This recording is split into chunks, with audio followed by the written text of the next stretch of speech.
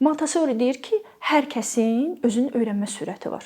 Amma bizim məktəblərdə sənin öyrənmə sürətin deyilən bir məsələ yoxdur. Yəni dediyi öyrənməliyik. Öyrənən öyrəndi, öyrənməyən də ki, yəni biz növbəti mərhələyə keçirik. Yəni üzr istəyirəm, səni gözləyə bilmirəm. Biz qabağa getməliyik. Okay, nə edir o uşaq? O uşaq ötürdü. Və sonra gəlir növbəti illərdə yenə eyni problemlə davam edir. Niyə? Çünki o sürətlə bizə çata bilmir. Sadəcə olaraq onun sürəti imkan vermir. Və müəllimin də plana görə getmə sürəti imkan vermir ki, geri qayıdıb o şagirdlə işləyə bilsin. Montessori'də hər kəsin özünün öyrənmə sürəti var və orada müəllim mərkəzdə dayanmır. Müəllim mentordur, müəllim müşahidəçidir.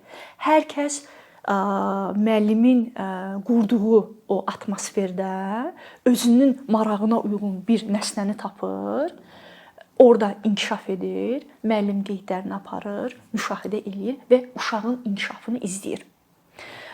Bu Finlandiya üsuludur və Azərbaycanda yenə deyirəm az tətbiq olunmaqdadır, amma məsələn üçün bu üsulla artıq onun yetirmələri var.